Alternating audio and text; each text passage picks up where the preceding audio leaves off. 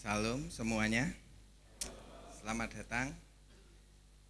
Di tengah-tengah kita sudah ada Pak Roni untuk menyampaikan tema Natal kali ini tentang kasih dan pengampunan. Kami sudah merasakan tadi di sesi 1 sangat luar biasa. Semoga memberkati lagi untuk yang di sesi 2 ini. Saya yakin penyertaan Tuhan atas kita semua dan kehausan akan firman di Natal ini pasti akan kita selalu dapatkan. Saya percaya kemuliaan Tuhan tetap selalu di tengah-tengah kita. Selamat menikmati, selamat Natal. Silahkan nikmati. Untuk doa pembuka saya mohon Pak Per.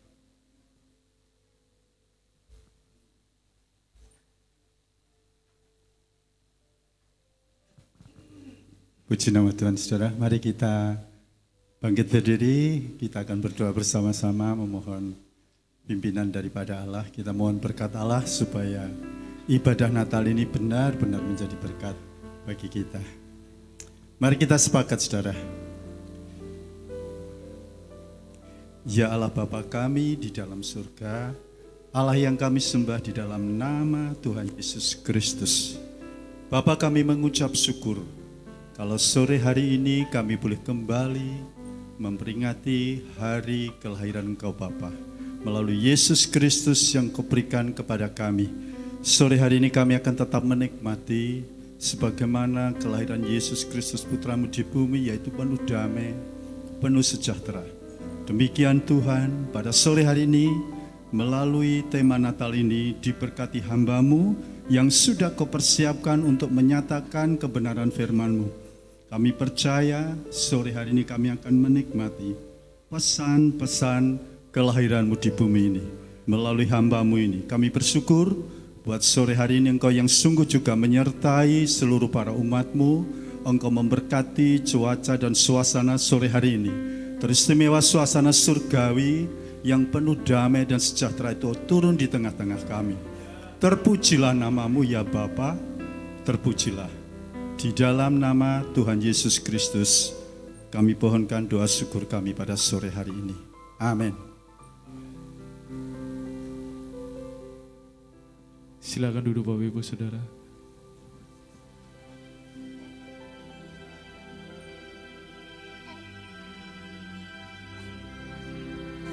Anakku,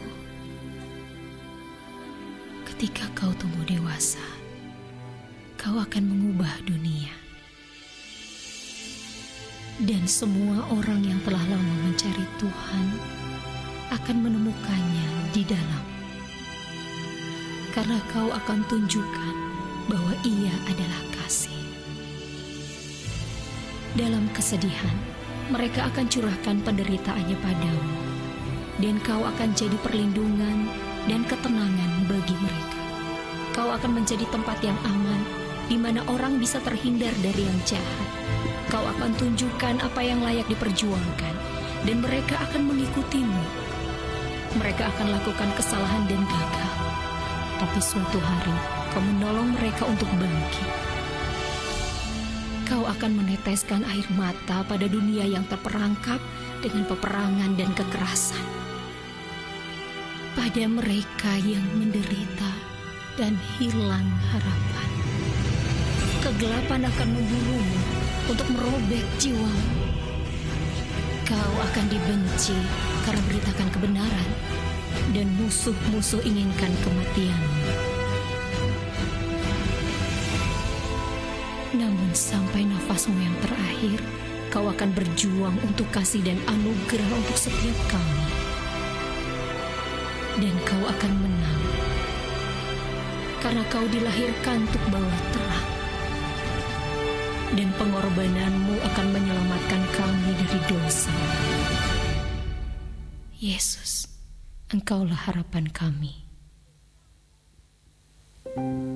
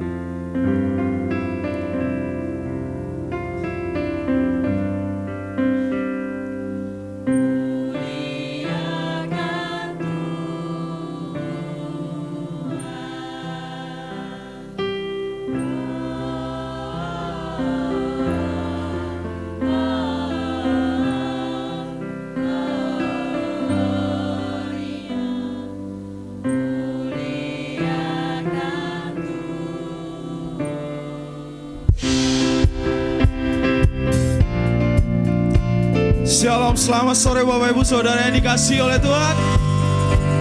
Mari saya undang Bapak Ibu semuanya bangkit berdiri. Kita mau bersorak-sorai buat Tuhan kita yang mulia sore hari ini.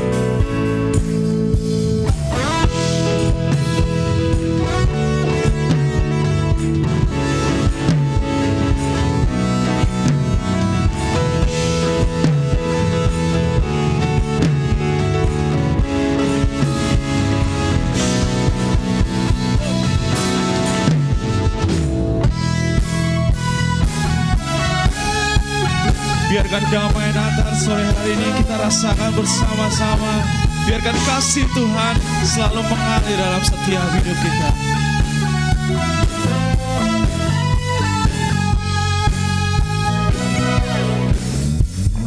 Kita surga bergema, lahir Raja mulia, damai dan sejahtera turun dalam dunia. Bangsa-bangsa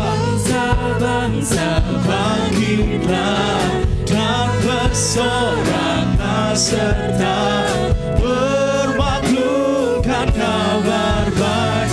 Lahir Kristus Raja, kita surga bergema, lahir Raja mulia.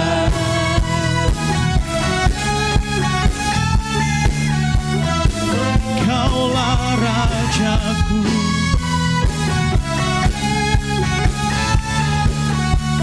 mari sama-sama katakan.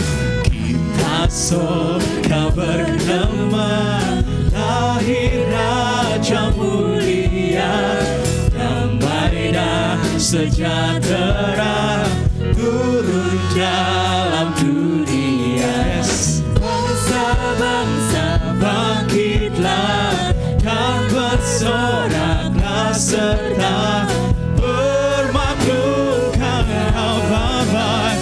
Lahir Kristus Raja, kita surga bergema, lahir Raja mulia. Damai yang ku rasakan Tuhan,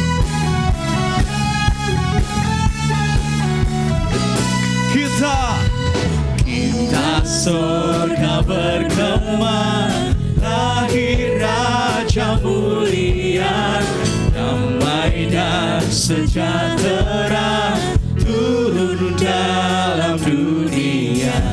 Bangsa-bangsa bangkitlah dan bersoraklah serta bermaklumkan kabar baik. Lahir Kristus Raja, kita surga bergema, lahir Raja mulia.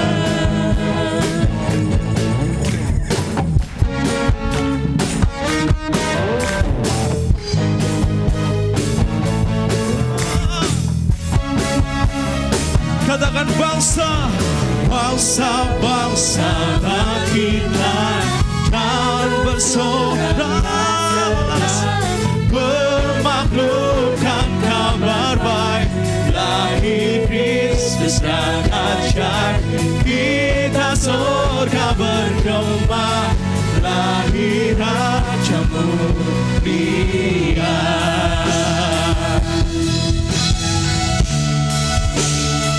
Yesus, Kau lahir bagi kami.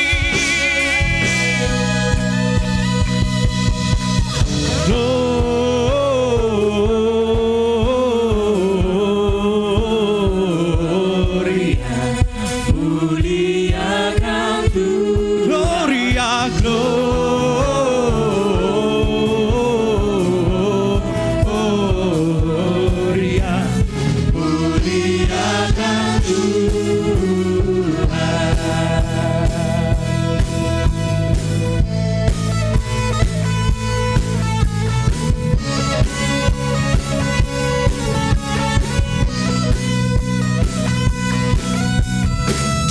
dari pulau dan benua terdengar selalu terus lagu pujian semua bagi nama penebus.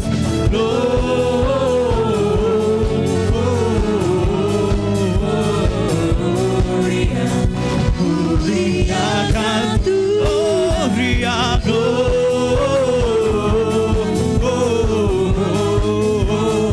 Gloria, muliakan Tuhan.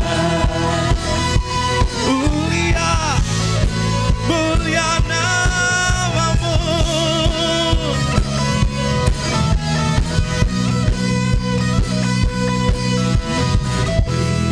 Tinggi dalam surga tentang Tuhan yang kudus, tak lelah menyanyi juga di hadapan. Katakan Gloria, Gloria,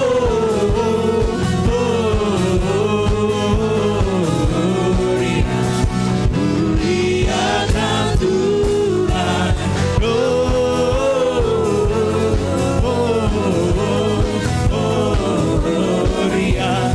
muliakan Tuhan. Gloria,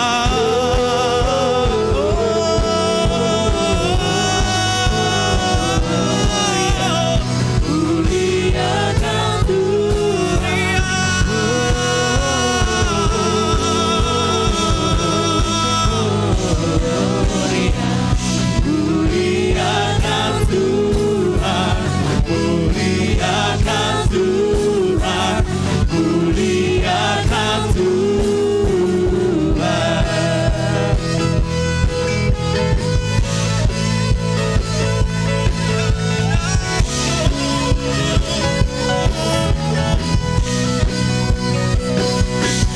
Gloria.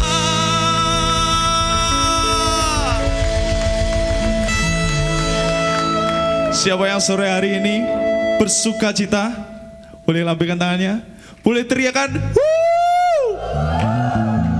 Haleluya. Mari sekali lagi kita pujikan Dia, kita tinggikan namanya sore hari ini, biar namanya disenangkan melalui setiap pujian yang keluar dari mulut kita. Oh.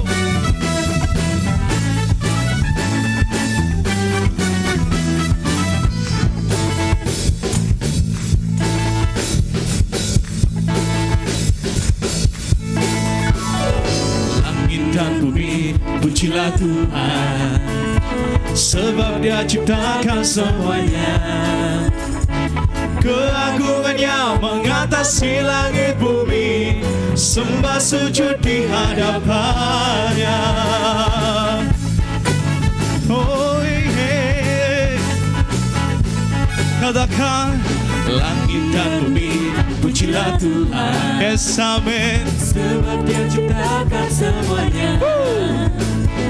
Keagungannya mengatasi langit bumi, sembah sujud di hadapannya. Oh, ku puji, ku sembah, ku puji, ku sembah Yesus Kristus Sang Penebus. Ku puji, Ku sembah, ku puji, ku sembah Yesus Tuhan dan Rajaku.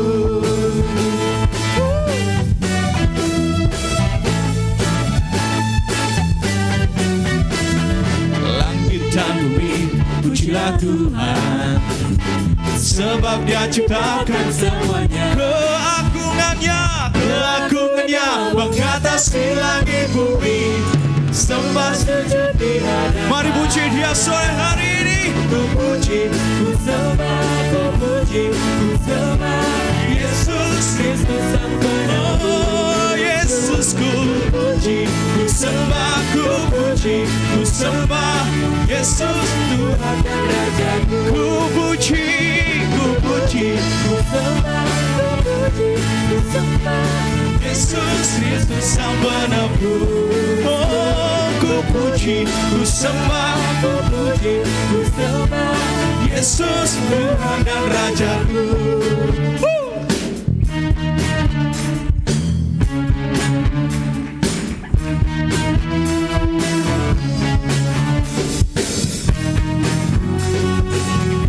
sama-sama katakan haleluya. Haleluya, amin. Haleluya, amin. Oh haleluya, amin. Haleluya, haleluya. Haleluya, amin. Haleluya, Namamu yang ditinggikan sore hari ini Tuhan. haleluya, amin. Mari cuma Gabriel saja katakan haleluya. Haleluya, amin. Haleluya, amin. Yes, amin. Haleluya, amin. Sekali lagi tinggikan namanya. Haleluya. Haleluya. Amin. Haleluya. Amin. Haleluya, Amin. Haleluya. Amin. Haleluya. Amin. Haleluya. Amin.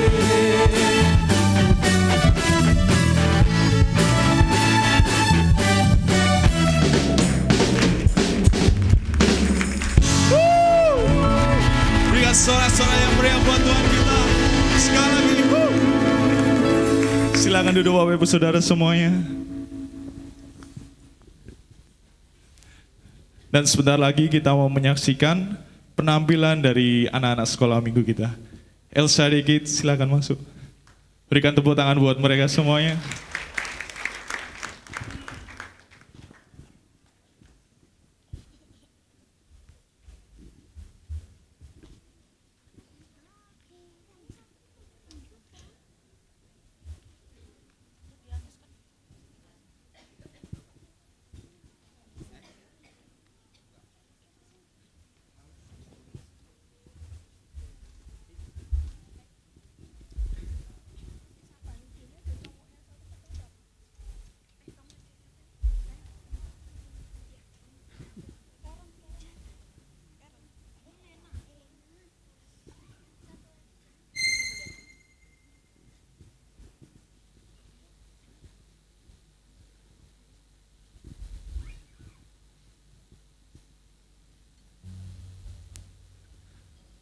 Sekali lagi berikan tepuk tangan untuk anak-anak Elsa Dikit kita.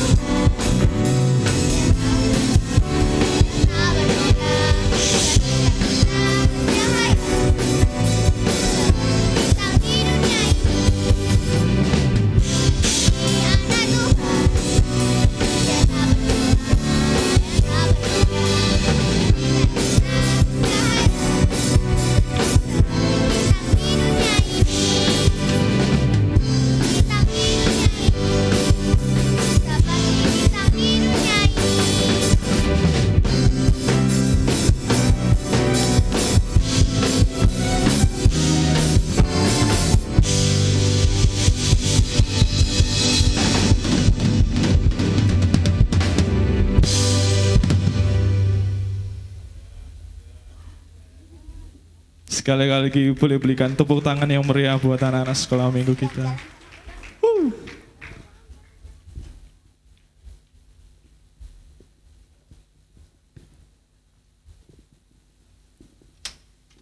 Mereka mempersembahkan pujiannya dengan ketulusan hatinya. Anak-anak itu kalau puji Tuhan tuh dengan hati, dengan ketulusannya, itu sungguh luar biasa. Dan sore hari ini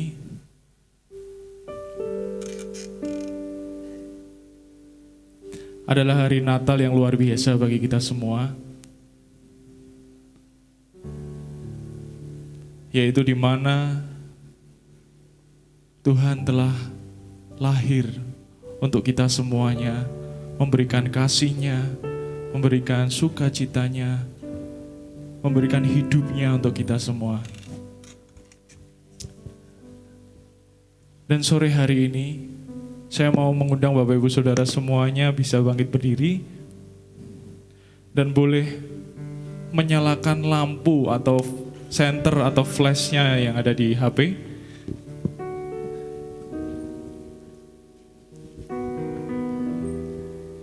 Biarkan setiap kegelapan yang ada di tempat ini sekarang penuh dengan cahaya dari kita semuanya. Penuh cahaya dari Tuhan kita. Jadi bisa nyalakan HP atau flashnya.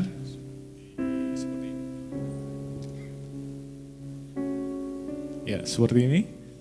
Ya. Jadi biarkan setiap kegelapan yang ada di tempat ini penuh dengan cahaya, penuh dengan sinar dari HP kita.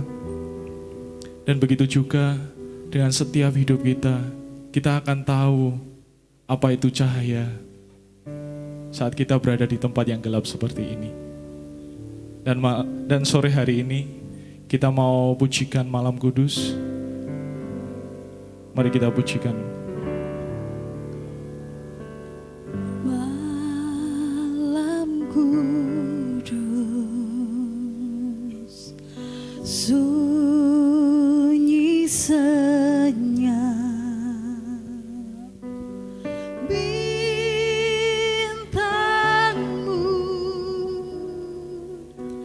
gemerlap,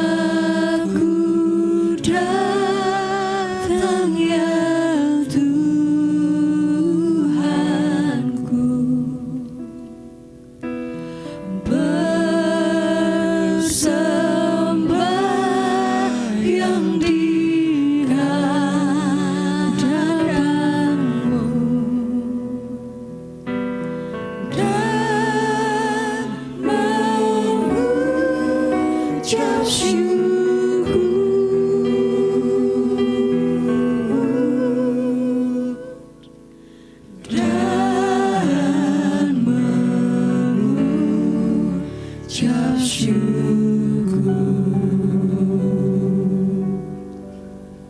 Boleh dimatikan flash lampunya dan silakan duduk Bapak Ibu Saudara semuanya. Dan sebentar kita mau menyambut kebenaran akan firman Tuhan. Saya persilahkan.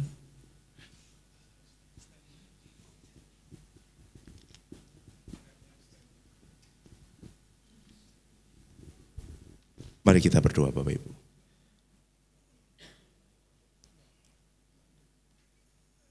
Sore hari ini hati kami melimpah dengan ucapan syukur.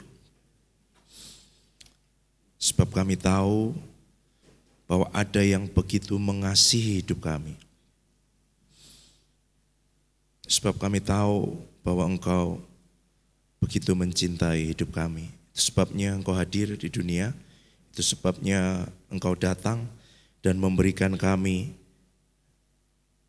anak-Mu sendiri, ya Tuhan, untuk membayar kehidupan kami. Itu sebabnya Engkau memandang kami begitu rupa, menghargai kami begitu rupa, jauh melebihi kami menghargai dan memandang kehidupan kami sendiri. Biar sore hari ini hidup kami, hati kami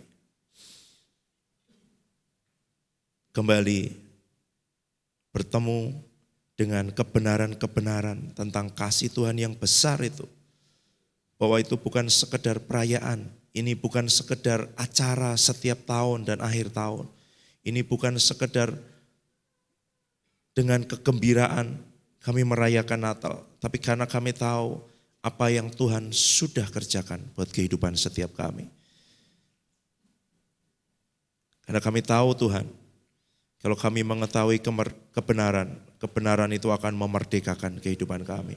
Dan biar itu yang bicara dan didengar tidak hanya oleh telinga kami, tapi juga oleh manusia roh kami sore hari ini. Supaya setiap kami yang mendengar kebenaran, kami dibebaskan dari setiap belenggu-belenggu, dari setiap tipu daya iblis, dari setiap ikatan-ikatan yang membelenggu kami, karena kami tidak tahu apa yang menjadi hak dan bagian kami. Bicara Tuhan sore hari ini, dan kami mendengar di dalam nama Tuhan Yesus. Amin. Amin. Amin. Bapak, Ibu, dan Saudara,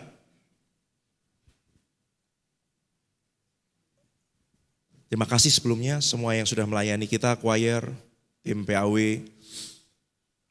Pak Bambang dan Ibu yang memberi kesempatan dan kepercayaan pada saya untuk melayani sore hari ini. Bapak Ibu, saya datang dengan istri dan juga dengan beberapa anak rohani kami. Boleh saya undang bangkit berdiri sebentar dan menghadap ke belakang. Bapak Ibu boleh beri sambutan kepada mereka. Terima kasih. Mereka datang dari berbagai tempat di Indonesia. Ada yang dari Riau, ada yang dari Sumba, dari Bogor, satu dari Salatiga dekat, satu dari Kalimantan Barat. Gitu ya. Sudah lulus semuanya dalam anugerah Tuhan. Bapak Ibu, saya ingat satu cerita tentang seorang ibu yang naik kapal. Dia sudah lama sekali tidak bertemu dengan anaknya. Dan dia kangen sekali. Dia ada di pulau yang berbeda, itu sebabnya anaknya membelikan dia tiket. Dan karena dia bersuka cita, pokoknya dia pergi. Ibu ini belum pernah naik kapal, belum pernah pergi ke tempat yang jauh. Lalu dia naik kapal itu dengan sukacita. Dia bawa rice cooker, dia bawa abon, dia bawa sambal, dia bawa semua yang diperlukan karena perjalanan naik kapal itu 1 minggu. Selama di kapal dia masak nasi, dia makan dengan sambal, makan dengan abon, makan dengan kering tempe, apapun semua lauk yang dia bawa. Sampai di hari terakhir dia bertemu dengan petugas kapal yang kemudian tanya, "Loh Ibu, saya kok tidak pernah lihat Ibu?" "Oh, saya ada di kapal, saya ada di kamar saya masak terus." "Loh, iya saya enggak pernah lihat Ibu turun ke ruang makan." "Oh, saya tidak punya uang Pak, saya naik kapal ini sudah bersuka cita. Saya mau ketemu anak saya. Ini saya bawa semua perlengkapan yang saya perlukan. Saya bawa lauk pauk, saya bawa semua kering, sambal semuanya. Coba Ibu, saya lihat tiketnya Ibu." Lalu kemudian petugas itu memeriksa tiketnya. Dan waktu diperiksa Bapak Ibu, di bawahnya ada tulisan. Ini termasuk makan 3 kali sehari, snack 2 kali sehari. Ya kan? Boleh ambil air sepuasnya. Loh Pak, besok saya sudah mendarat, kurang hari terakhir. Tapi bersyukur masih hari terakhir. Jangan sampai Bapak Ibu, kita bertahun-tahun percaya kepada Tuhan Yesus. Ya kan? Bertahun-tahun kita datang ke gereja beribadah. Bertahun-tahun kita menjadi orang percaya. Bertahun-tahun bahkan mungkin kita melayani. Tapi kita tidak tahu apa yang menjadi hak kita. Salah enggak? Harusnya ibu itu bisa turun enggak makan ke situ? Bisa kan? 3 kali sehari, bisa. Apa yang membuat dia tinggal di kamarnya dan kemudian makan dari apa yang dia bawa dari rumah itu setiap hari? Karena dia tidak tahu apa yang menjadi haknya. Dia bukannya tidak punya hak. Dia tidak tahu apa yang menjadi haknya. Dan itu yang dikatakan firman Tuhan. Kalau kamu tinggal di dalam firman-Ku, ya kan? Dan firman-Ku tinggal di dalam kamu, kamu akan mengetahui kebenaran dan kebenaran yang kamu ketahui akan memerdekakan kamu. Hak yang kita ketahui akan memerdekakan hidup kita bahwa sebenarnya kita punya banyak hal itu. Dan apa yang coba dilakukan iblis dalam kehidupan kita, dia akan terus mengembuskan ke telinga kita, ke pikiran kita, bahwa enggak loh, Tuhan itu enggak seperti itu di hidupmu. Enggak loh. Dia akan terus memutarbalikkan kebenaran-kebenaran itu supaya kita terus hidup di situ. Kenapa? Aku datang untuk memberi hidup. Supaya kamu mempunyai hidup dan mempunyai dalam segala kelimpahan. Tapi pencuri datang untuk mencuri, membunuh, dan membinasakan. Dan itu yang dilakukan oleh Bapa, yang dilakukan oleh Allah buat setiap kita dengan memberikan anaknya. Saya ajak Bapak Ibu membaca Yohanes 3 ayat 16. Seharusnya kita semua sudah hafal ayat ini tanpa harus membaca, Bapak Ibu ya. Kalau ada kuis dikasih door prize mungkin menarik Pak Bambang. Pasti semua akan maju gitu ya. Yohanes 3:16. Gitu. Boleh saya ajak Bapak Ibu membaca bersama-sama dengan saya dengan bersuara. Yohanes 3 ayat 16, 2, 3. Karena begitu besar kasih Allah akan dunia ini, sehingga ia telah mengaruniakan anaknya yang tunggal, supaya setiap orang yang percaya kepadanya tidak binasa, melainkan beroleh hidup yang kekal. Jadi ada kasih Allah yang begitu besar buat Bapak Ibu dan saya. Ada kasih Allah yang begitu besar. Dan apa bukti dari kasihnya itu? Dia memberikan anaknya. Kenapa memberikan anak ini jadi bukti Bapak Ibu? Karena dia tidak hanya memberikan benda, dia tidak hanya memberikan uang, dia tidak hanya memberikan barang, dia berikan anaknya sendiri. Dia berikan yang terbaik yang dia punya. Dia berikan itu. Bukan yang lain. Dia tidak berikan tetangganya, dia tidak berikan sopirnya, dia tidak berikan hambanya, dia tidak berikan pembantunya. Dia berikan anaknya. Supaya kita tahu betapa dia menghargai hidup kita semahal itu. Tapi seringkali kita melihat hidup kita jauh dari cara Tuhan melihat hidup kita. Yang dia memandang kita, dia menghargai kita, dia menilai kita, dia menganggap kita jauh lebih tinggi daripada kita bisa melihat hidup kita sendiri. Nah kalau kita tidak tahu kebenaran ini, iblis akan terus mengatakan begini, coba kamu lihat siapa kamu, siapa orang tuamu, seperti apa latar belakangmu, seperti apa keadaanmu. Dia akan terus mengembuskan itu, kamu jangan terlalu GR, jangan terlalu bermimpi terlalu besar. Kamu tahu dirilah, itu terus yang dihembuskan. Tetapi kebenaran berkata bahwa aku menghargai kamu sedemikian besar. Aku menghargai kamu dengan anakku sendiri, bukan dengan orang lain. Siapa orang yang mau menukarkan anaknya menjadi jaminan? Cerita ini. Satu kali Marco Polo, kalau Bapak Ibu tahu, penjelajah dari Itali bersama dengan bapaknya sampai ke Kekaisaran Mongolia, bertemu dengan Kubilai Khan.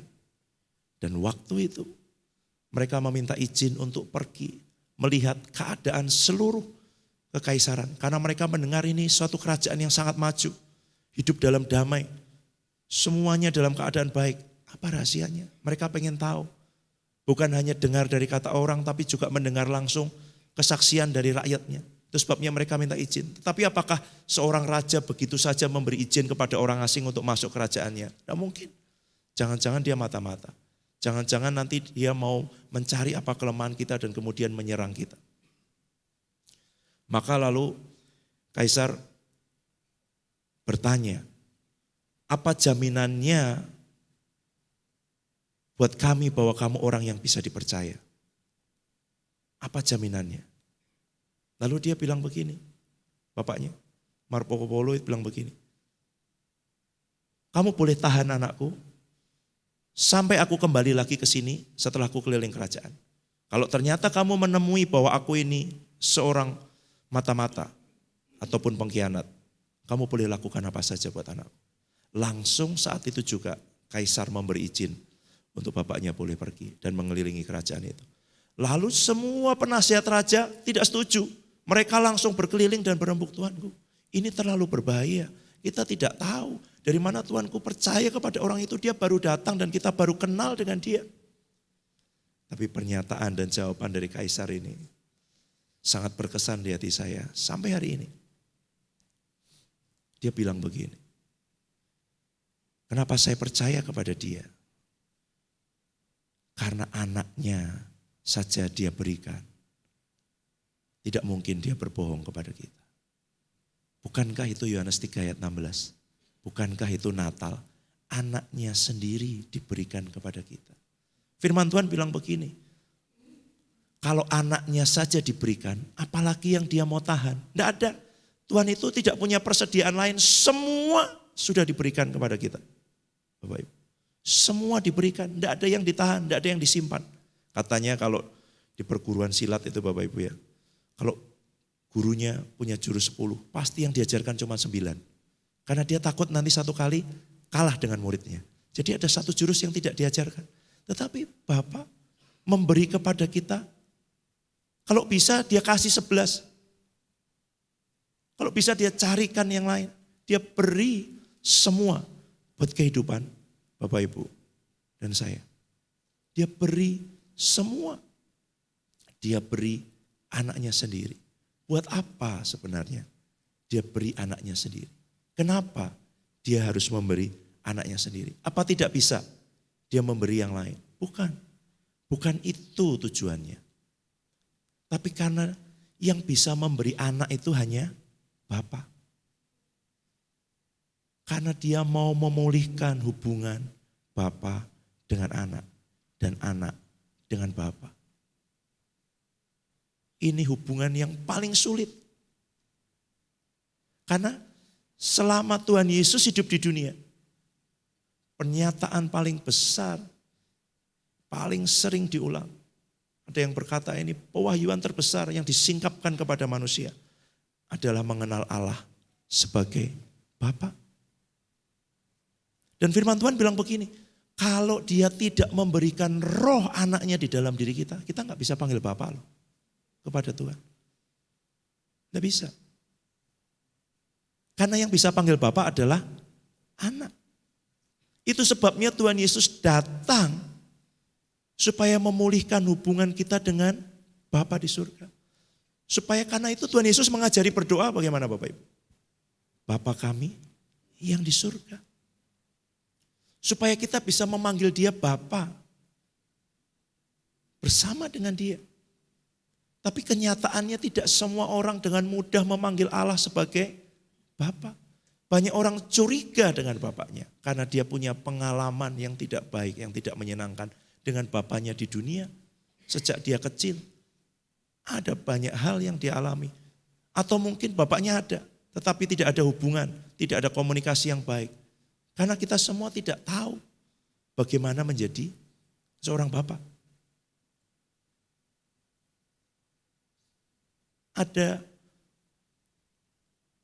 pengalaman-pengalaman berharga yang hilang dari hidup kita. Waktu kita kecil, waktu kita remaja. Yang kemudian mempengaruhi hidup kita sampai hari ini. Bahkan orang sudah punya anak, mungkin sudah punya cucu. Tapi ada bagian-bagian yang kosong yang hanya bisa diisi dengan Bapak. Saya memeluk seorang bapak yang anaknya sudah kuliah semua. Dan menangis terseduh-seduh ketika saya peluk. Karena dia punya kemarahan yang begitu besar dengan bapaknya. Padahal bapaknya meninggalkan warisan yang sangat banyak. Tapi ternyata itu tidak mengisi kekosongan di hatinya. Dia tidak pernah mendapatkan pujian. Dia tidak pernah mendapatkan pengakuan. Dia tidak pernah mendapatkan afirmasi. Dia tidak pernah mendapatkan perhatian yang khusus. Sekalipun harta diberikan. Tapi itu yang Tuhan Yesus mau tunjukkan. Dan mau memulihkan kembali hubungan kita dengan Bapa. Itu sebabnya dia datang sebagai anak. Datangnya juga bukan dengan pengawalan loh Bapak Ibu. Datangnya jadi bayi sederhana, lahir di palungan, lahir dari keluarga yang sederhana. Itu beresiko. Dikejar-kejar, harus menyingkir, harus pergi ke Mesir. Mendapat ancaman pembunuhan, baru lahir aja sudah tidak aman. Tapi kok dia bisa percaya, kok dia mau, kan Tuhan Yesus bukan terpaksa kan. Dia tidak terpaksa datang ke dunia. Bapak Ibu bisa saya ajak membayangkan apa yang terjadi sebelum penciptaan terjadi. Kira-kira Tuhan tahu enggak Bapak Ibu bahwa nanti akan ada kejatuhan. Bahwa Hawa akan mengambil buah itu dan kemudian memakan dan memberikannya kepada Adam. Waktu Tuhan menciptakan manusia, Bapa, Tuhan Yesus dan Roh Kudus, ini nanti kayak gini nih. Tapi gimana? Tapi aku mengasihi mereka. Bisa enggak kita larang, kita paksa? Bisa, tapi mereka tidak akan punya hubungan. Karena itu terpaksa, nanti jadi robot. Bagaimana supaya ada hubungan? Ya mereka harus punya kehendak bebas. Mereka harus punya pilihan-pilihan di hidupnya. Dan yang menyedihkan mereka memilih keinginannya sendiri dibandingkan memilih kehendak Bapa. Tapi di dalam kekekalan itu sebelum penciptaan, Bapa, Tuhan Yesus dan Roh Kudus. Lalu apa yang harus dilakukan? Bapa bilang kasihku begitu besar buat manusia. Tuhan Yesus bilang, nanti aku datang aja jadi manusia. Menyelamatkan mereka. Tapi kamu kalau jadi manusia itu beresiko sekali, berbahaya. Enggak apa-apa. Roh Kudus bilang nanti aku akan menyertai. Supaya manusia itu tahu seperti apa seharusnya hidup jadi manusia. Dia tidak perlu takut. Bapak Ibu, ingat enggak firman ini bilang begini. Tuhan Yesus waktu nanti mau naik ke surga sebelum dia disalibkan. Dia berkata begini, aku akan memberikan kepadamu penolong yang lain. Aku tidak meninggalkan kamu sebagai yatim piatu. Jadi ada yang tetap mengasuh kita. Menjadi orang tua buat kita. Namanya adalah Roh Kudus. Dan firman Tuhan bilang begini, dia spirit of adoption. Dia roh adopsi. Yang mengadopsi kita menjadi anaknya. Jadi roh itu yang membuat kita sah dan bisa memanggil Allah sebagai Bapa. Itu diberikan kepada kita. Supaya kita jadi anak. Dan itu tidak bisa dilakukan kalau Tuhan Yesus tidak datang ke dunia menjadi anak. Anak yang percaya kepada Bapaknya. Karena hanya anak yang percaya kepada Bapaknya. Satu kali ada seorang pemain sirkus luar biasa hebat. Dia berjalan di atas tali, di atas air terjun. Niagara. Tinggi sekali, anginnya kencang sekali, tapi dia jalan di situ Bapak Ibu. Pertama, dia pakai tongkat seimbangan. Dia jalan di situ. Tali, ini aja saya takut tergelincir.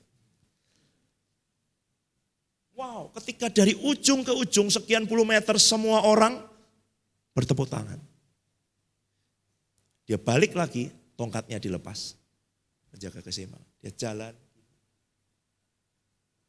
Sampai ke ujung dan semua orang bertepuk tangan. Lalu dia bertanya, jadi saudara semua di sini percaya bahwa saya bisa berjalan bolak-balik tanpa terjatuh. Wah, percaya, kamu sudah membuktikan. Oke, kalau begitu. Dia ambil gerobak itu yang rodanya 3, Bapak Ibu tahu ya, yang seperti untuk membawa pasir dan semuanya itu. Dia taruh di tali. Kalau Bapak Ibu percaya dengan saya, silahkan duduk di sini, saya akan dorong. Percaya itu artinya melakukan, Bapak Ibu, bukan ngomong. Kalau ngomong semua orang bilang saya percaya, gitu. Tapi ada enggak yang berani duduk di situ? Loh, sudah lihat loh, 2 kali. 2 kali, bolak-balik tidak jatuh. Dan waktu ditanya percaya enggak kamu? Percaya, duduk di sini. Enggak ada yang mau. Itu artinya belum percaya. Tiba-tiba ada satu anak kecil naik di situ, langsung duduk. Wow, semua orang kagum. Diam semua. Ini anaknya siapa? Jangan-jangan bapaknya enggak tahu, ibunya enggak tahu ini. Oke, didorong sampai ke ujung. Didorong balik. Wah, setelah dia sampai ke ujung, turun, semua orang bertanya. Wow, luar biasa sekali, tepuk tangan kagum. Memang kita begitu. Jadi penonton, Bapak Ibu ya, supporter, ya kan, komentator. Tapi kalau jadi pelaku itu hal yang berbeda. Itu, ya. Kita bilang amin, amin, lakukan. Itu hal yang berbeda. Karena tahu itu separuh. Tapi melakukan itu separuhnya. Gitu. Jadi yang sebenarnya kalau kita tahu betul itu waktu kita melakukan. Tahu informasi dengan tahu mengalami, itu hal yang berbeda. Jadi kita tahu Tuhan mengasihi kita. Kita mengalami enggak kasihnya yang besar itu di hidup kita. Kalau kita mengalami kasihnya yang besar seperti anak kecil tadi, semua orang bertanya. Wartawan datang semua langsung foto. Nah, kok kamu berani naik di situ? Kok kamu berani? Apa tadi kamu enggak minta izin sama orang tuamu? Apa yang membuat kamu berani? Dia senyum, dia bilang, ini bapak saya. Jadi itu anaknya Bapak Ibu. Kenapa kok dia percaya dan mau naik ke situ? Kenapa kok Tuhan Yesus mau datang ke dunia, nanti naik ke kayu salib. Dia tidak hanya naik ke situ loh, ke gerobak itu loh. Sampai naik ke kayu salib dia tidak curiga dengan bapaknya. Dia percaya dengan bapaknya. Karena dia bilang begini, semua yang aku dengar dari bapakku itu yang aku lakukan. Semua yang aku lihat dari bapakku itu yang aku lakukan. Itu yang aku kerjakan. Aku tidak bicara, tidak mengajar, tidak melakukan dari diriku sendiri. Semua dari bapakku.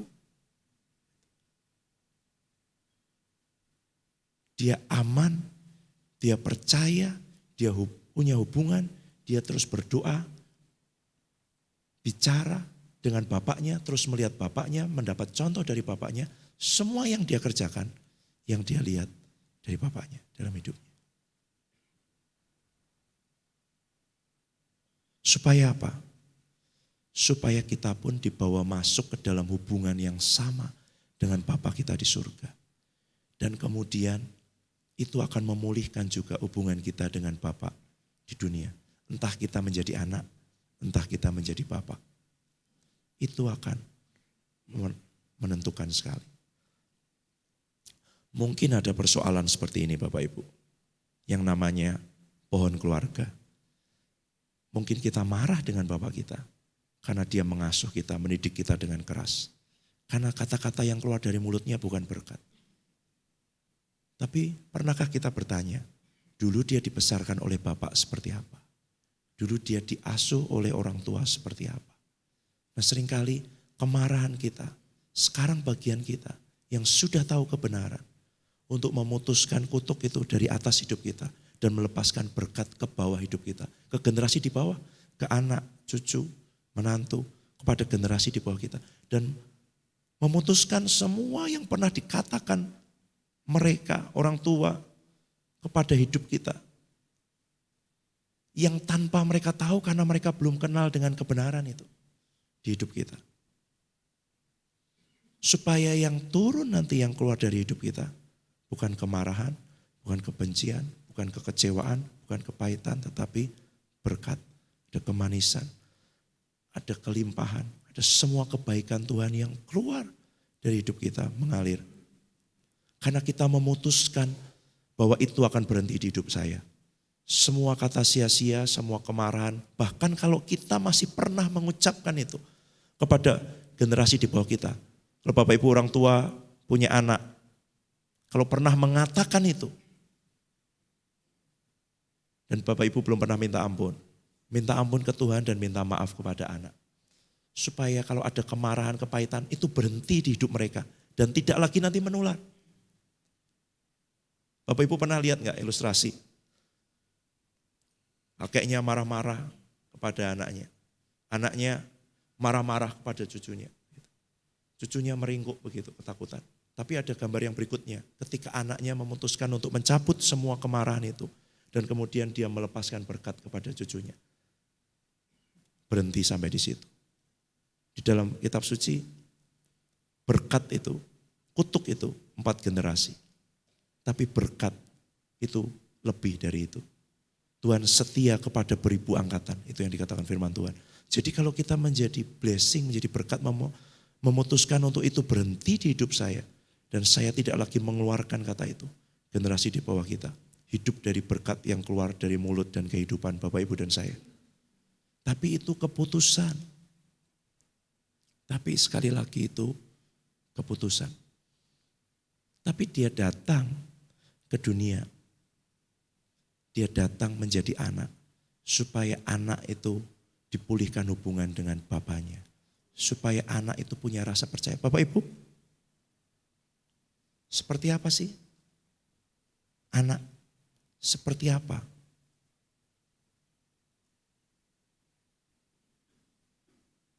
Jadi anak, itu ya. Saya mau minta Kak Debi, boleh saksian dulu 7-10 menit gitu ya. Coba cerita pengalaman. Bapak Ibu boleh beri semangat gitu ya. Dia datang dari Riau gitu ya. Sudah selesai tahun yang lalu, sekarang melayani bersama dengan kami di Salatiga, bersaksi. Saya punya waktu 10 menit Bapak Ibu, terima kasih untuk kerendahan hati ya, yang mau mendengarkan anak muda. Ya, saya bersyukur dalam anugerah Tuhan. Saya terlahir di keluarga yang lengkap, sampai hari ini saya bersyukur itu semua. Tapi saya harus bilang begini, orang tua saya, ayah saya, berhasil bertanggung jawab untuk memenuhi kebutuhan saya. Walau tidak seperti orang tua yang kaya ya, tapi dia berhasil saya bilang untuk memenuhi kebutuhan saya.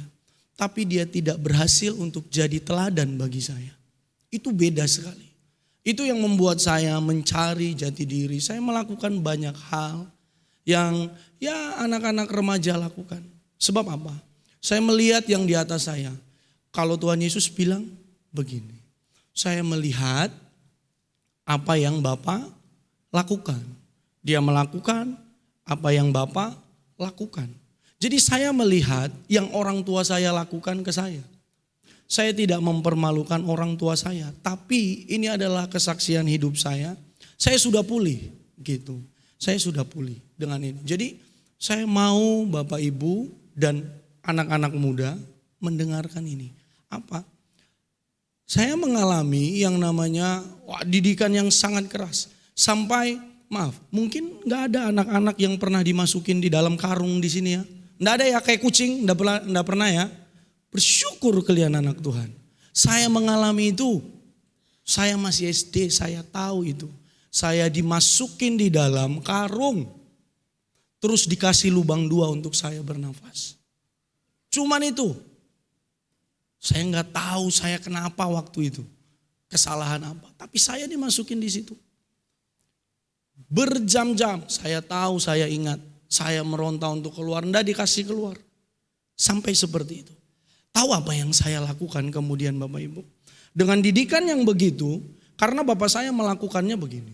Dia pukul di depan mata saya, mama saya dia berantam begini, dia maki, dia begini. Jadi saya melihat itu full, saya melihat itu. Itu yang saya lakukan semenjak saya mulai usia SMP, SMA, SMK, saya mulai melihat itu. Saya mulai melakukan itu. Apa yang saya lakukan? Adik-adik saya. Adik-adik saya jadi korban didikan saya. Karena saya lihat Bapak, oh Bapak lakukan begitu. Saya lakukan demikian. Bagaimana? Oh kalau Bapak Ibu tahu karate, baku pukul. Dari ujung kepala sampai ujung kaki, tangan semua kaki main. Pukul, tendang semua main. Kenapa? Saya lihat Bapak. Oh ternyata dia tidak berhasil jadi contoh yang baik. Tidak berhasil. Yang saya contohin apa? Yang jahat, yang buruk. Tapi pemulihan itu terjadi Bapak Ibu. Semenjak apa? 2019. Saya selalu bilang ini, saya ini tidak bisa lepas dari kehidupan saya. 2019, Bu Meli, Maroni, yang saya panggil papi, mami. Oh jangan salah Bapak Ibu. Saya bisa manggil orang lain dengan sebutan bapak, ibu. Tapi bagi saya, kalau saya bisa manggil papi, mami, karena saya tahu ada kedekatan yang lebih. Saya baru bisa manggil mereka papi, mami baru tahun ini. Selama dari 2019, hitung tuh. 4 tahun. Kenapa? Karena mereka masih ya seperti itu. Belum bisa. Tapi saya tahu ketika saya pulih, saya bisa lebih dekat. Dari Pak, manggil Pak sampai Pi, itu kan jauh tuh. Pak, Pi itu jauh. Bagi saya itu perjalanannya jauh. 2019 sampai 2023. Itu. Karena gambaran yang ada di atas saya itu sangat buruk bagi saya. Bagi saya. Nah kemudian dengan itu semua saya lihat kenyataan. Bagaimana orang tua berjanji. Nah tuh. Orang tua sering berjanji, bilang apa? Nanti akan begini, nanti akan dibelikan ini, nanti akan dilakukan ini. Oh tidak ada. Itu tidak pernah terwujud. Akhirnya yang jadi dampaknya apa? Saya sulit beriman. Tuhan bilang apa? Diberkatilah orang yang mengandalkan Tuhan, menaruh harapannya pada Tuhan. Saya melihat kenyataan. Saya lihat kenyataan. Kenyataan berkata apa? Bapakmu susah. Jadi kamu harus lakukan ini. Itu yang saya masuk di sini. Padahal kebenaran lebih besar daripada keadaan. Cuman saya sulit mempercayai kebenaran. Sebab apa? Semua yang dilakukan di atas saya. Gitu. Namun 2019 itu menghancurkan semuanya. Saya mulai akrab, saya harus bisa bilang begitu. Saya mulai akrab dengan beliau berdua 2020 mungkin. Karena 2019 fase saya menghakimi mereka. Saya banyak hal yang buruk yang saya lakukan kepada mereka berdua. Ya kan? Karena ini diisi tapi ini tidak diisi. Jadi menghakimi aja kerjanya. Padahal anak STT itu. Tuh. Coba belajar Bapak Ibu. Kenapa? Kita tahu tapi tidak di sini. Tidak hidup di sini. Kebenaran tidak hidup. 2020 saya mulai mereka bimbing. Itu masih sering lari-lari, kabur-kabur, masih sering. Lalu 2021 saya mulai masuk di dalam lingkungan mereka, mulai diajarkan. Nah, saat perjumpaan itu Bapak Ibu, itu yang membuat saya melihat, oh ternyata Tuhan Yesus itu bukan Tuhan yang jauh saja. Dia Tuhan yang dekat, sangat dekat.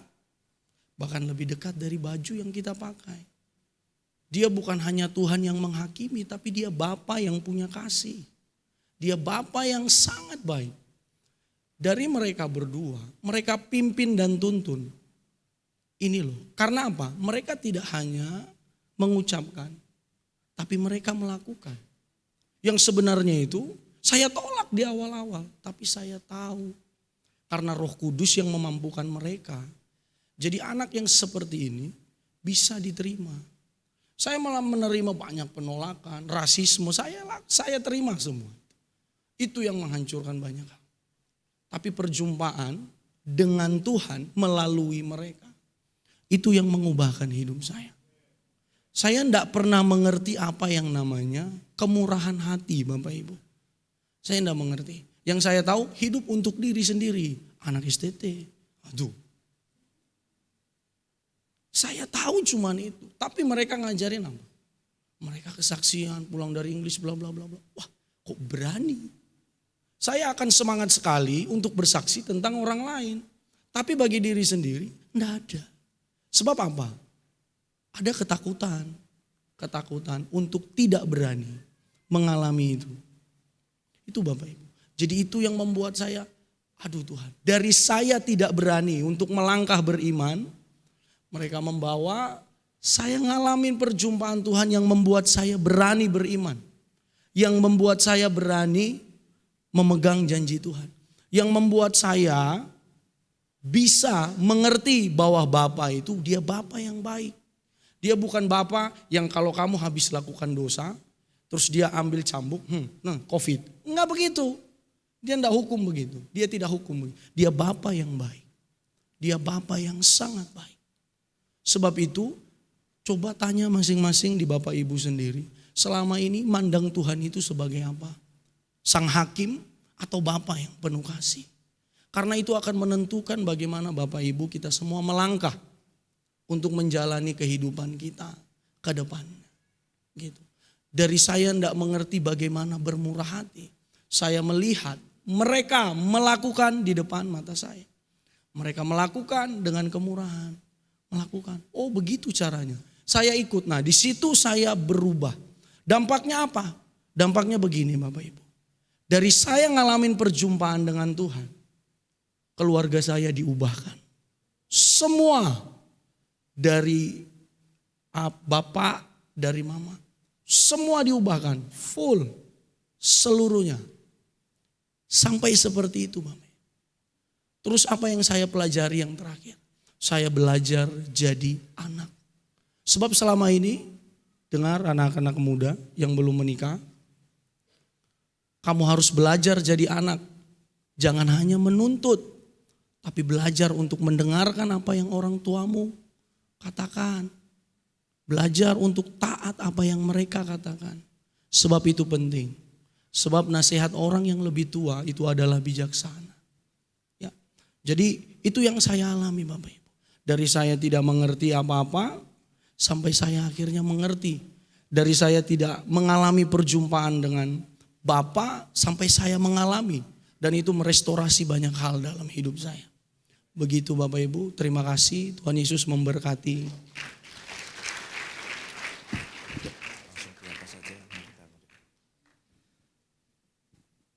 Bapak Ibu, yang disaksikan Kak Debbie tadi, pemulihan hubungan, gambaran yang kita dapat dengan Bapa di dunia akan bisa memberikan kita pemulihan hubungan dengan Bapa di surga. Tapi juga sebaliknya, kalau ada orang bapaknya sudah meninggal, terus saya bagaimana? Saya ingat satu orang hamba Tuhan. Saya tanya, kenapa dia sekarang membesarkan begitu banyak anak, membuat banyak sekolah di mana-mana. Dia bilang, bapak saya mati, dibunuh. Satu kali, waktu saya SMP, saya datang ke satu kebaktian. Saya bilang, Tuhan aku mau kenal Engkau sebagai Bapa. Dan dia bilang ada satu sosok dari belakang memeluk dia. Dan itu perjumpaannya dengan Bapa. Dan itu membuat ada kasih Bapa yang begitu besar dalam hidupnya. Dan yang dikatakan tadi, Debbie sebenarnya, jadi anak seperti apa Bapak Ibu? Bapak itu, waktu Tuhan Yesus belum melakukan apapun. Waktu dia belum bekerja, waktu dia belum membuat mujizat, waktu dia belum menyembuhkan orang sakit, waktu dia belum membangkitkan orang mati, waktu dia belum memberi makan 5.000 orang, langit terbuka. Dan kemudian ada suara yang berkata, ini anakku yang kukasihi, kepadanya aku berkenan. Ini my beloved son. Ini anak laki-laki kesayanganku. Jadi kita disayangi itu bukan karena kita melakukan apa-apa. Kalau kita masih berpikir bahwa saya harus ini, harus itu, baru saya disayangi, baru saya diterima. Kita belum anak loh Bapak Ibu. Kita masih hidup di bawah perbudakan. Kita masih belum mengerti apa artinya jadi anak. Kita masih takut, ragu, dan malu untuk datang ke Tuhan waktu kita tidak sedang baik-baik saja. Tapi kita tidak ragu datang ke dokter waktu kita sedang pilek. Atau Bapak Ibu tunggu pileknya sembuh dulu. Karena nanti saya malu dong sama dokter masa saya sakit. Kan enggak kan? Tapi seringkali kita enggak datang ke Tuhan. Banyak orang berhenti untuk datang berdoa menyembah. Waktu dia sedang tidak baik-baik saja. Karena dia berpikir datang ke Tuhan harus baik-baik. Dan itu artinya dia tidak tahu apa artinya jadi seorang anak. Karena anak itu boleh datang kepada bapaknya dan bapaknya bilang aku berkenan kepadamu sebelum dia melakukan apapun, pekerjaan, pelayanan apapun. Anak itu karena dia anak. Apa yang membuat Bapak Ibu jadi anak dan membuat anak Bapak Ibu menjadi anak? Apa karena dia melakukan sesuatu dulu? Bukan. Karena Bapak Ibu yang melahirkan dan Bapak Ibu dilahirkan. Itu jadi anak. Karena di dalam Kristus kita ciptaan baru kan. Dilahirkan di dalam dia. Itu sebabnya kita diterima. Tapi seperti yang saya katakan di awal. Mungkin bertahun-tahun, berpuluh tahun mungkin kita ada di gereja, kita jadi orang Kristen. Tapi jangan sampai kita seperti ibu tadi yang tidak tahu apa hak yang dia punya sebagai anak. Untuk datang kepada bapaknya kapanpun dalam keadaan apapun. Dia punya hak. Bapak Ibu dan saya punya hak. Dan seringkali iblis mau terus untuk menutup pikiran hati kita dari kebenaran itu. Membuat kita ragu dan takut, aku belum cukup baik, aku belum sehat. Aku tidak pantas untuk datang. Kita tidak pernah pantas. Saya mendengar ini bertahun-tahun, orang terus datang, Pak, saya tidak layak. Betul, tidak ada yang layak. Karena kita semua dilayakkan. Kita semua dipantaskan. Kita semua dikuduskan. Kita semua dibenarkan. Dia yang melakukan. Dia yang membayar. Dia yang mengerjakan buat kehidupan Bapak Ibu dan saya. Dan yang dia kerjakan, yang dia lakukan itu lebih dari cukup. Saya cerita ini juga tadi pagi. Sahabat saya pindah kuliah dari Amerika ke Afrika Selatan. Waktu dia pindah itu, dia berdoa. Dia bilang, Tuhan, saya perlu beli mobil. Roh Kudus taruh di hatinya, nanti mobil pertama yang datang ke rumahmu, kamu harus beli. Oke, dia pikir ini konfirmasi dari Tuhan. Boleh main keyboard, mengiring. Waktu dia lihat iklan di koran, dia telepon satu persatu. Ada satu mobil yang datang ke rumah Bapak Ibu. Dia lihat keadaannya, bagian sini penyok, bagian sini keserempet. Bagian ini belakang ada lubangnya bekas peluru, jadi pernah ditembakin orang. Dia bilang, Tuhan, apa betul mobil ini? Ya, mobil pertama yang datang ke rumahmu kamu harus beli. Karena dia sudah telepon beberapa orang yang pasang iklan Bapak Ibu, tidak ada yang mau datang. Cuman mobil ini. Jadi dia bilang, kalau bukan Tuhan yang suruh saya tidak akan beli mobil itu. Harganya mahal lagi, ditawar tidak boleh. Dan selama 2 tahun ketika dia kuliah itu, dia bilang mobil ini, Pak, menyusahkan hidup saya. Kenapa? Karena minimal sebulan 2 kali dia mogok. Minimal Bapak Ibu. Jadi seringkali lebih dari 2 kali. Mogok, rusak terus. Sampai satu kali dia ketemu dengan seorang hamba Tuhan yang juga montir yang handal, ahli dalam membetulkan mesin mobil ini. Datang ke rumahnya bawa semua kunci-kunci, waktu mau membongkar mesinnya, dia bilang, ini kok ada kunci saya tidak lengkap ya? Oh saya tidak bisa ya membetulkan mobil ini ya? Loh katanya Bapak ahli untuk mobil ini, semua kuncinya punya. Iya, tapi kok ini tidak bisa ya? Nah. Sampai menjelang dia pulang kembali ke Indonesia. Dia berdoa, Tuhan mobilnya ini bagaimana? Dijual, nanti sebelum kamu pulang akan ada yang membeli. Sebelumnya dia udah tawarkan, 3 bulan ya tidak ada orang yang mau beli. Sampai akhirnya ada orang datang. Ternyata orang ini manajer dari dealer merek mobil yang dia punya ini. Dan dia bilang, saya kepengen membelikan untuk anak saya mobil yang jenis yang Bapak punya ini. Jadi saya ngerti banget Pak, saya berjualan mobil ini bertahun-tahun.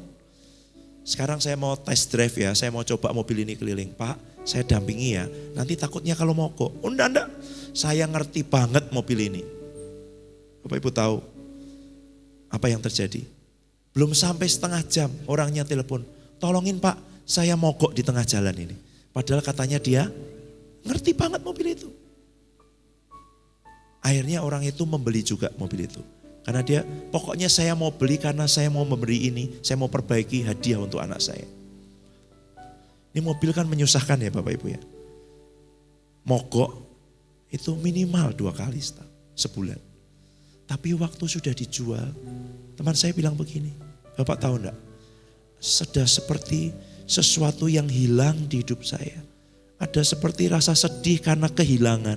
Padahal mobil itu menjengkelkan, mobil itu nyusahin hidup saya. Lalu waktu dia merenung itu, Roh Kudus bicara di hatinya. Kamu tahu, seperti itu loh aku dengan hidupmu. Kamu tidak layak dibeli. Kamu nyusahin, tapi aku membelimu dengan harga yang mahal. Bahkan harganya melebihi. Dan lalu bilang, iya Tuhan, itu tadinya harusnya kalau Tuhan tidak suruh aku beli mobil lain, itu dapat mobil yang bagus Tuhan. Dapat mobil yang lebih baru, gak nyusahin. Ya, tapi seperti itu juga. Jadi Bapak Ibu tidak perlu nunggu ya, harus dikasih kesulitan-kesulitan 2 tahun untuk bisa mengalami ngerti bahwa kasih Tuhan begitu besar buat hidup kita ya. Bahwa Dia mengasihi kita dengan harga yang lebih tinggi dari yang kita pantas. Harusnya kita tidak perlu dibeli, tidak perlu dibayar, nyusahin. Dia tahu nggak? Kalau Dia membayar hidup kita, bahwa kita tetap akan nyusahin Dia. Tahu. Tapi Dia tetap memilih melakukannya dan itu kasih. Dia memilih untuk tetap datang ke dunia. Dia memilih untuk tetap membayar hidup kita. Dia ngerti bahwa kita tetap akan nyusahin, merepotkan Dia. Tapi Dia memilih untuk tetap membeli dan membayar hidup Bapak Ibu dan saya. Dia memilih untuk tetap datang. Dan kita boleh datang kepada Dia seperti Bapa. Seperti anak kepada bapaknya. Dan seringkali kita tidak tahu gambaran datang kepada Bapak itu seperti apa. Nah, saya ingat satu hamba Tuhan melayani di daerah salah satu yang luar biasa di Belanda, di Amsterdam, di daerah lampu merah, red light district, daerah prostitusi. Bertahun-tahun dia jadi misionaris di situ. Ketemu dengan orang-orang yang hancur hidupnya, terikat dengan semua jenis obat-obatan, prostitusi, dan banyak hal yang lain. Orang-orang yang hilang harapan, putus asa, hidupnya begitu pahit, kecewa. Tapi satu kali anaknya umur 5 tahun tanya begini, Papa, Tuhan itu seperti apa? Dia bingung loh, tidak bisa menjelaskan. Lalu dia berdoa, Roh Kudus tolong ya aku jelaskan ke anakku, Tuhan itu seperti apa? Lalu Roh Kudus ngomong di hatinya, Tuhan itu seperti Bapa. Lalu bagaimana aku bisa menjelaskan Bapak kepada anakku yang umur 5 tahun? Yang ngomong gini, Roh Kudus ngomong lagi. Tuhan Yesus kan ngomong gini. Kalau kamu lihat aku, kamu lihat Bapa. Segala sesuatu yang aku lakukan, lakukan dari Bapa.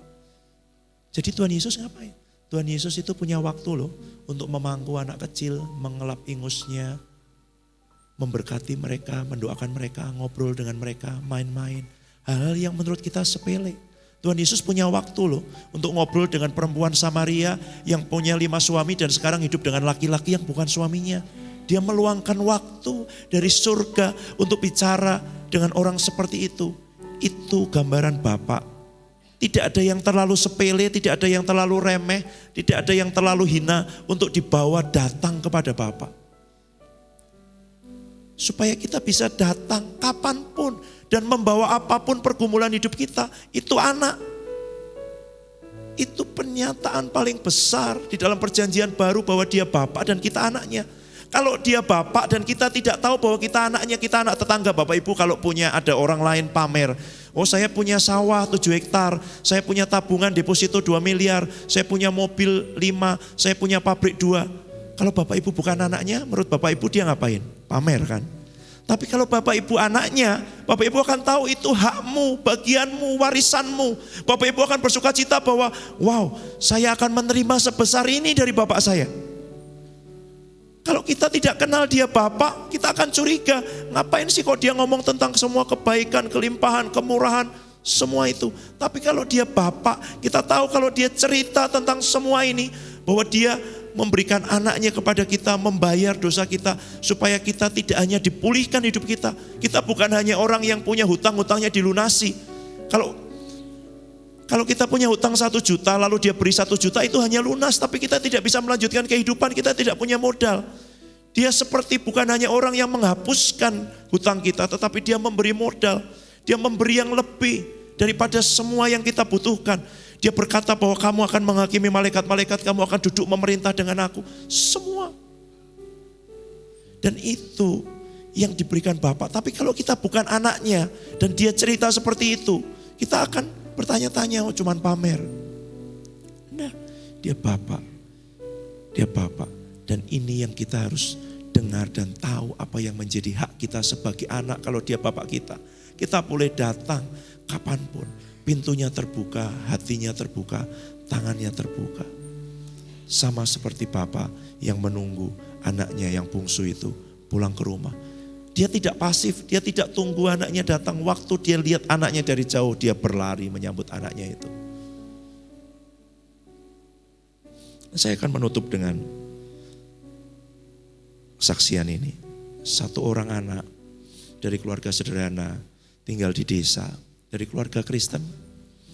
Dia tidak puas dengan hidupnya. Dia mau pergi.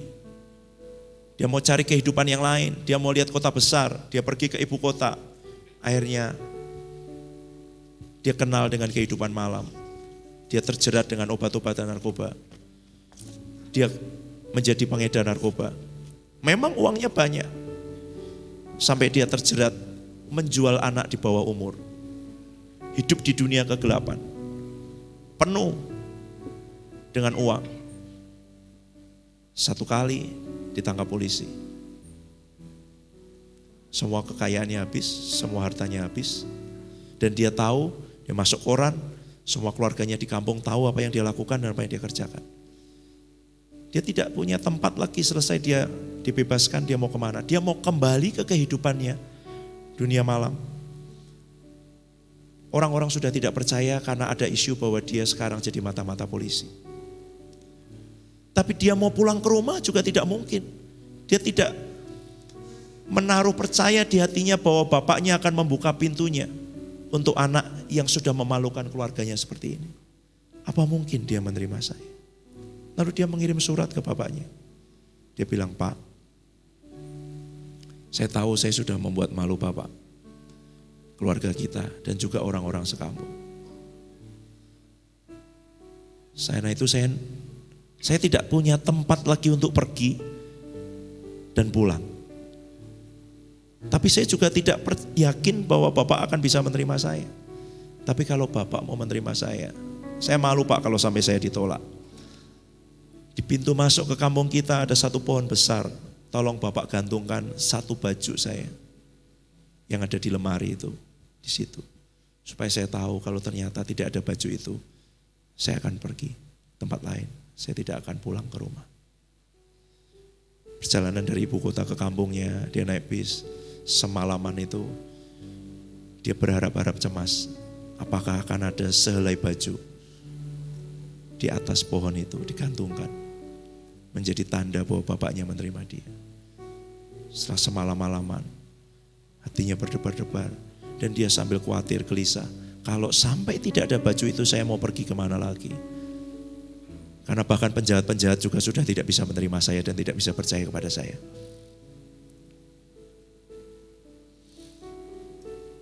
Sampai akhirnya dia turun dari bis. Dia jalan ke jalan masuk ke kampungnya.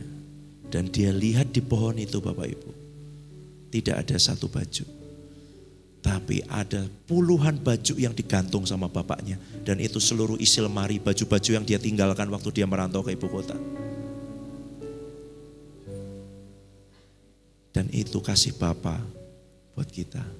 Itu sebabnya dia memberikan Yesus Itu sebabnya ada Natal, supaya kita tahu bahwa kita selalu punya rumah untuk tempat kita pulang. Bahwa seburuk apapun, sejatuh apapun, selemah apapun, dalam keadaan seperti apapun, lari ke Dia seperti anak bungsu itu. Anak bungsu itu memang hilang Bapak Ibu, tapi dia tahu loh haknya sebagai anak. Dia lari lagi ke rumah bapaknya waktu dia mengalami kesulitan. Dan mungkin di dunia ini kita berpikir tidak akan ada yang seperti itu, tapi ada Bapa di surga yang punya kasih dan hati sebesar itu untuk Bapak Ibu dan saya kapanpun. Sehingga kita punya akses, punya hak sebagai anak, dan kita boleh datang. Jangan sampai semua hak yang harusnya menjadi bagian kita tidak bisa kita gunakan karena kita tidak tahu bahwa kita punya hak itu. Mari sore hari ini ambil waktu pribadi dengan Tuhan. Datang. Kalau selama ini Bapak Ibu punya keraguan untuk datang, setiap kali ada tuduhan-tuduhan kamu tidak layak, kamu tidak pantas. Setiap kali Bapak Ibu ragu. Entah itu karena pernah ada luka, kekecewaan dengan orang tua di dunia. Atau pengalaman apapun. Sore hari ini biar kebenaran ini memerdekakan hidup kita. Bahwa kita boleh datang sebagai anak. Itu sebabnya Dia memberikan anaknya supaya memulihkan hubungan kita dengan Bapa kita di surga. Dan akan memulihkan hubungan kita dengan Bapa kita di dunia. Dan akan memulihkan kita sebagai Bapa buat anak-anak yang Tuhan percayakan kepada kita. Mari tundukkan kepala Bapak Ibu. Pribadi dengan Tuhan. Pribadi.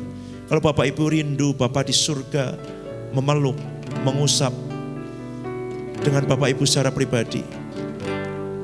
Bicara, bilang Bapak, panggil dia saja Bapak.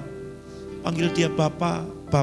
Karena itu privilege, hak istimewa yang diberikan kepada kita.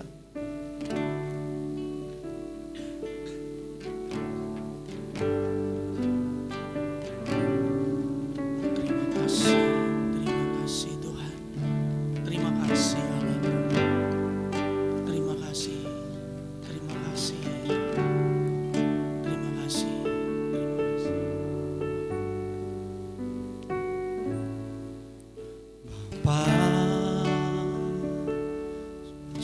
Sungguh kasih setiamu,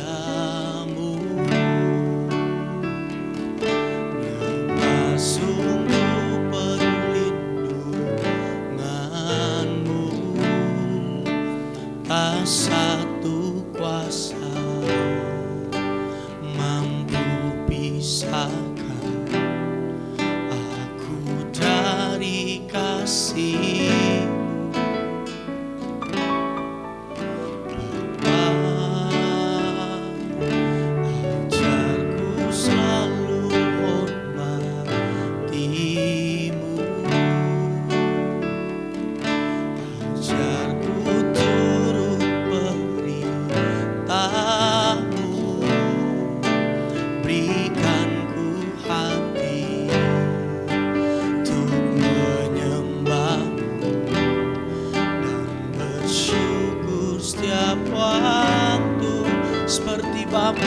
Seperti Bapa sayang anaknya,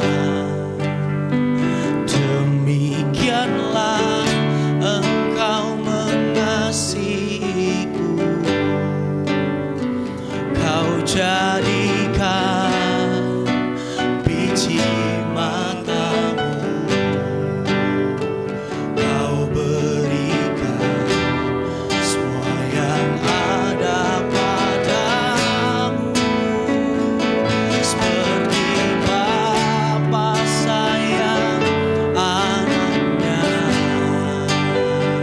demikianlah menuntun langkahku. Hari depan hingga Kau rancanganmu yang terbaik bagiku. Kami mau menyatakan ini Allahku sebagai anak. Mari kita bangkit berdiri Bapak Ibu. Sungguh kasih setiamu, nyata sungguh, oh tak satu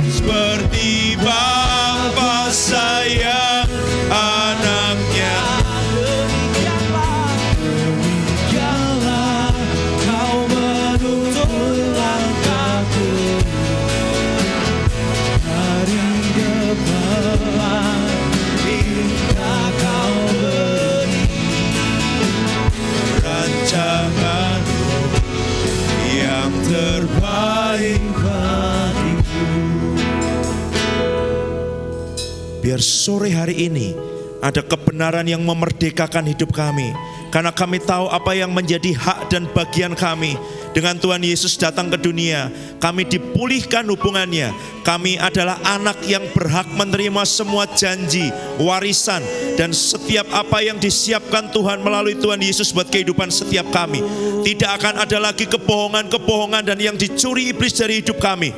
Semua dusta, semua kutuk sudah dipatahkan, sudah dikalahkan, dan sudah dihapuskan.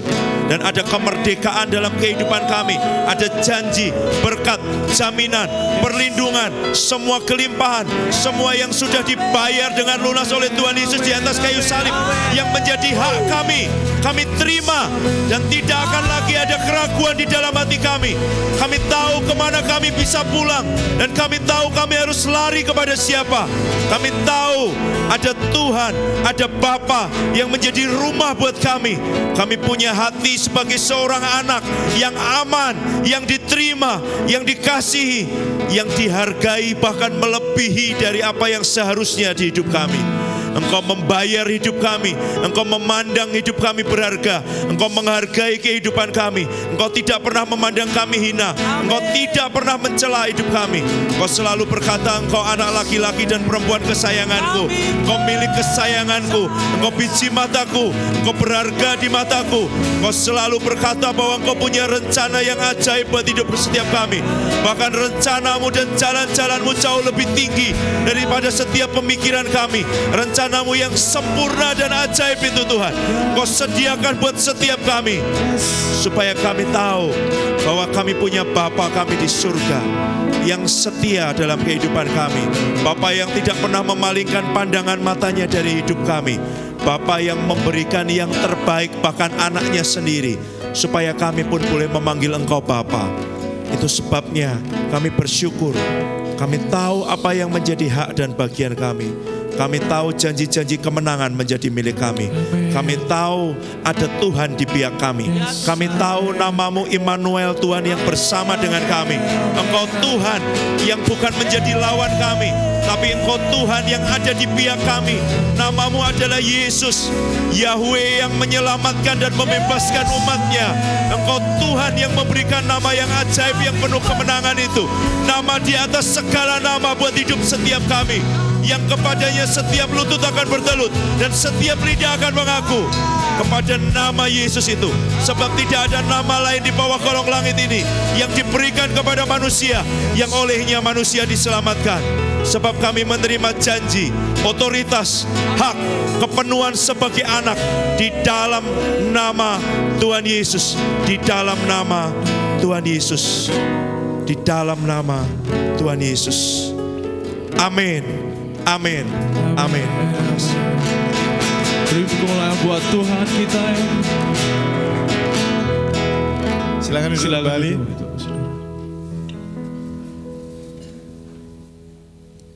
Sebentar kita mau menyaksikan ucapan Natal dan pengumuman untuk 1 minggu ke depan. Silakan multimedia.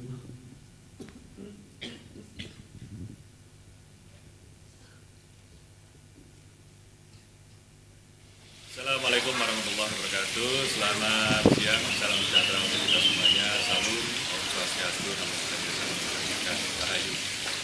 Yang sangat kami cintai, saudaraku, umat Kristiani, Katolik yang ada di Kabupaten Ngawi. Selamat Natal dan Tahun Baru tahun 2023. Semoga Tuhan yang Maha Kuasa senantiasa memberikan limpahan berkah, kesehatan, kelancaran bagi panjenengan semuanya dan seluruh warga masyarakat Kabupaten Ngawi.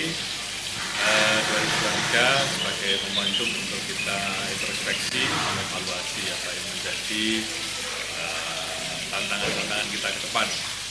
Semoga di 2024 kita senantiasa menjadi nama Allah yang jauh lebih top martabat lagi. Terima kasih. Assalamualaikum warahmatullahi wabarakatuh.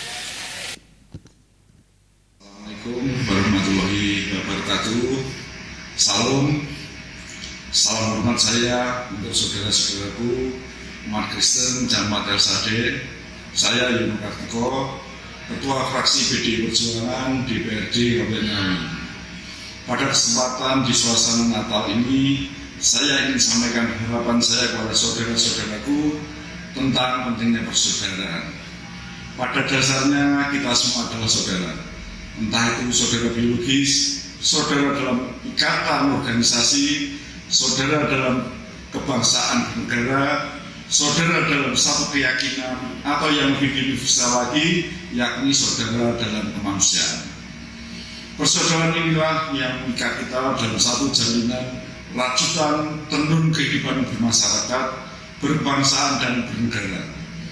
Rajutan tenun ini menciptakan kain yang indah karena berisi benang-benang keanekaragaman. Dan kain inilah yang kita sebut NKRI yang berbhinneka tunggal ika. Persaudaraan akan menciptakan harmoni bila dilandasi rasa cinta kasih. Saudaraku umat Kristiani sering menyebut kata cinta kasih sebagai ekspresi, sebagai simbol rasa kedamaian, ketentraman, dan kenyamanan. Di dalam keyakinan saya ada istilah hablum minan nas, hablum minallah. Hubungan manusia dengan manusia, hubungan manusia dengan Tuhannya. Dalam konteks inilah hubungan kita, hubungan saya dengan saudara-saudara saya, jemaat Kristen El Sade, dengan sesama manusia yang dilandasi dengan rasa cinta kasih, Rahman dan Rahim. Cinta kasih inilah yang menjadi perekat rajutan tenun persaudaraan kita. Akhirnya saya mengucapkan selamat Natal dan Tahun Baru 2024 kepada saudara-saudaraku jemaat gereja El Sade. Semoga Natal membawa cinta kasih yang memberikan rasa damai, tentram, dan nyaman dalam kehidupan kita. Amin. Assalamualaikum warahmatullahi wabarakatuh. Salam.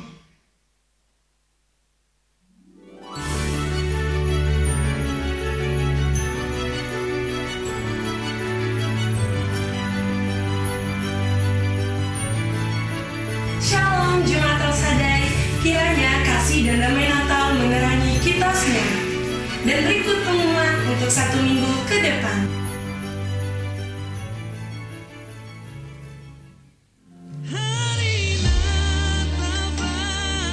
Ibadah Raya hari Minggu pukul 7 pagi dan ibadah spesial tutup tahun pukul 7 malam.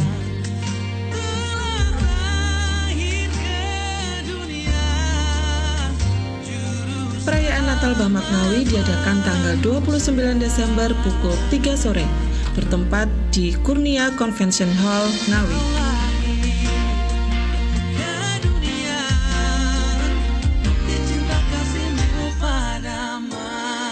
Dalam rangka ibadah spesial tutup tahun tanggal 31 Desember, panitia menerima sumbangan berupa door prize. Bagi jemaat Tuhan yang rindu untuk menyumbang, bisa dibawa ke gereja, dan info lebih lanjut silakan menghubungi panitia atau staf gereja. Demikian pengumuman minggu ini. Selamat Hari Natal, Tuhan Yesus memberkati.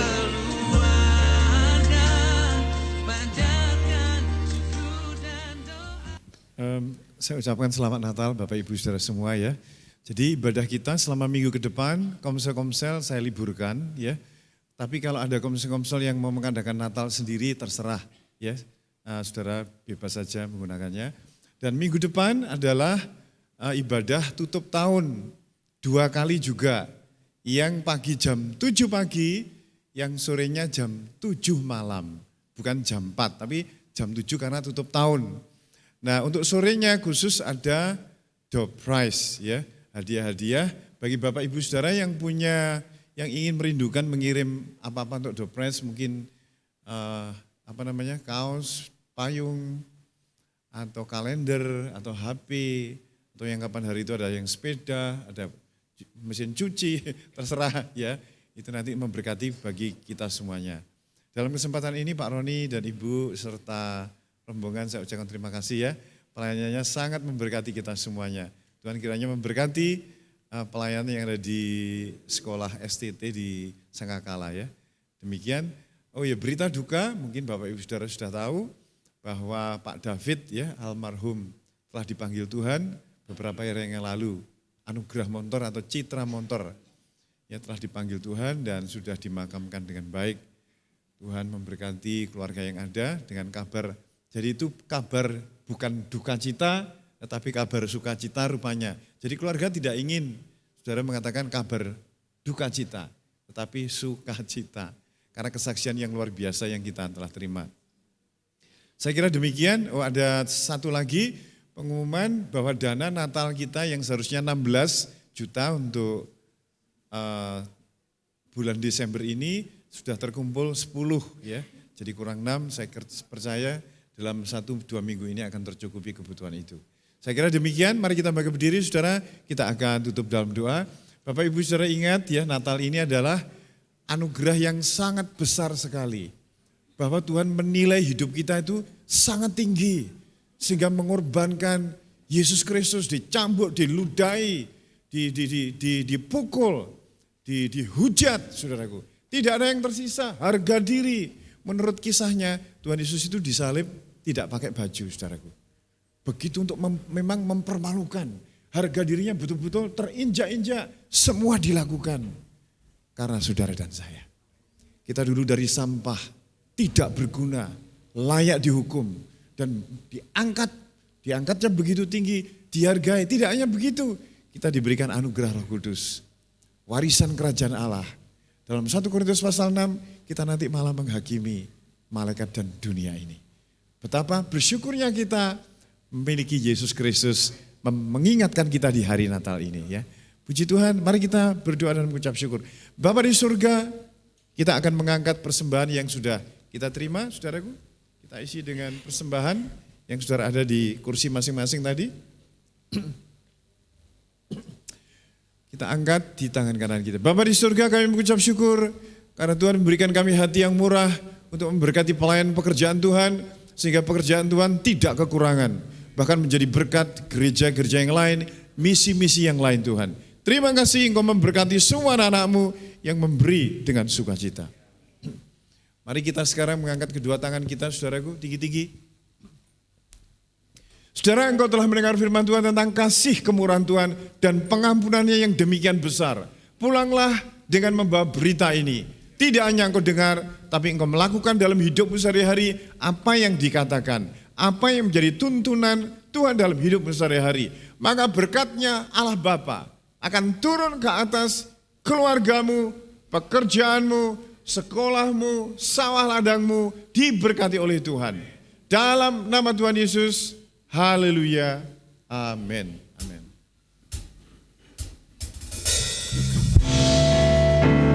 Ku terima dan Shaddai, Allah Maha Kuasa, Dia besar, Dia besar, El Shaddai mulia, oh El Shaddai, El Shaddai, Allah Maha Kuasa, berkatnya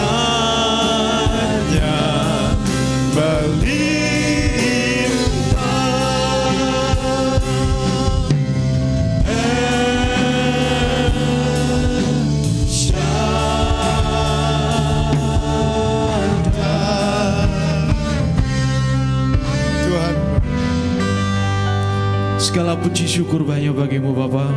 Kami mengucap syukur untuk sore hari ini. Dan sebentar kami mau pulang, biarkan Kau yang menyertai kami dari tempat ini hingga ke rumah kami masing-masing Tuhan. Dan biarkan sukacita surga senantiasa ada dalam setiap keluarga kami Tuhan Yesus. Di dalam nama Yesus, haleluya, amin. Selamat hari Natal, Tuhan Yesus memberkati.